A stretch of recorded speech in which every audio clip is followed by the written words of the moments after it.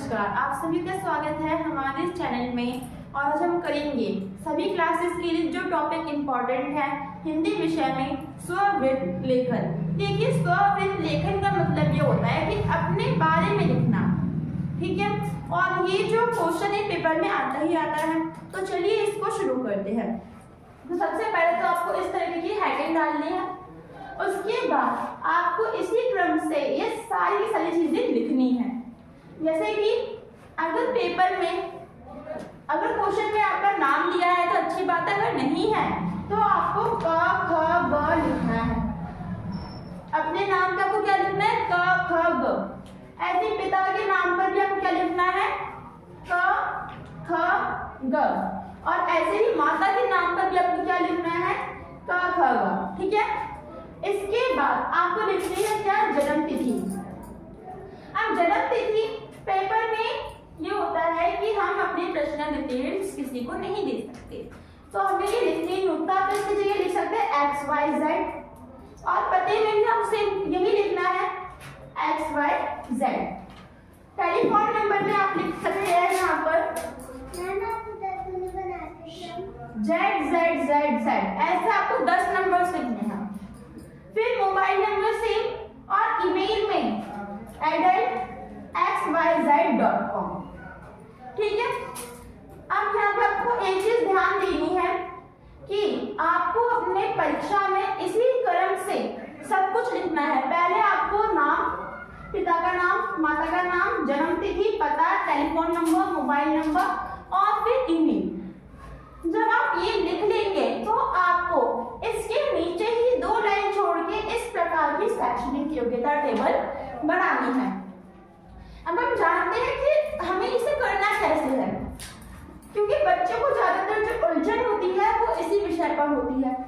तो जब आप ऐसे बनाओगे तब आपको यहाँ पे 1 2 3 4 5 6 वर्ग बनाने हैं, ठीक है। जिसमें पहला है क्रमानुसार, परीक्षण, विद्यालय, विषय, सन, श्रेणी। अब क्रमानुसार आपको 1 2 सिंपल जो हमारी काउंटिंग होती है वो लिखनी है। परीक्षा, इतना याद रखिए कि जो स्ववृत्त लेखन है वो हम तब लिखते हैं जब हमें कहीं पर जॉब जाना है, ठीक है। हम जब कहीं पे अपने लिए जॉब के लिए कुछ इश्तिहार देते हैं तब हम स्ववृत्त लेखन लिखते हैं। तो इसमें हमें लिखना है शैक्षणिक योग्यता। और शैक्षणिक योग्यता में आपको कभी भी 6 7 8 क्लासेस नहीं लिखती है। आपको पहले 10वीं कक्षा लिखनी है, फिर आपको 12वीं लिखनी है। उसके बाद विद्यालय, मतलब कि आपने इसे कौन से बोर्ड से करा है, कौन से महाविद्यालय से करा है। तो CBSE जो भी आपका बोर्ड है वो आप यहाँ पे लिख देंगे। अब विषय, 10वीं कक्षा में आपने जो जो विषय पढ़े हैं वो आपको 6 के 6 विषय लिखने हैं। सेम यही प्रोसीजर 12th में जो आपने विषय पढ़े हैं आपको वही लिखने हैं। फिर आपने 10th कौन सी कक्षा में पूरी की वो आपको लिखना है। और उसके बाद आपने 12th कौन सी कक्षा में पूरी की वो भी आपको लिखना है। अब ये क्वेश्चन आता है कि अब हमारे पास क्वेश्चन ये आता है कि ये जो टॉपिक है ना ये 10वीं कक्षा में आता है लिखने के लिए, 11वीं कक्षा में आता है। तो हम 12th ये कॉलेज का कैसे लिखो, तो यहाँ पे हमें खुद से अंदाजा लगाना है। अगर आपको टीचर बनना है, अगर आपको हिस्ट्री की टीचर बनना है तो आप यहाँ पे 12th कक्षा में आप यहाँ पे हिस्ट्री में जो जो विषय होते हैं वो आप लिखेंगे। इतिहास, हिंदी, ठीक है। अब आपने सन लिख दिए। अब आते हैं श्रेणी, मतलब कि आपने कितने मार्क्स लिए। तो 10th कक्षा में आपने जितने मार्क्स लिए आपको वो लिखने हैं, ओनली एनसीएम करने। अब इसके बाद तीसरे में जब आप टीचर बने तो आपको, तब आपने क्या करें, स्नातक की, मतलब कि कॉलेज करा, ठीक है। अब सेम यही है, आपने कौन सा महाविद्यालय लिया है वो आपको यहाँ पे लिखना है। और फिर आपने यहाँ पे कितने विषय लिए आपको उन सारे के सारे विषयों का नाम लिखना है। आपने ये कब कंप्लीट करा, कौन से सन में कंप्लीट करा, फिर आपको वो भी यहाँ पे लिखना होगा। और आपने यहाँ पे कितने मार्क्स लिए वो भी आपको लिखना है। अब सेम प्रोसीजर नीचे आएगा। इसके बाद हमने ही बीएड। ठीक है, अब ये आपने कौन से विद्यालय से की वो आपको लिखना है, कौन से बोर्ड से की। फिर जो आपने यहाँ पे विषय ली है वो आपको यहाँ पे लिख देने हैं।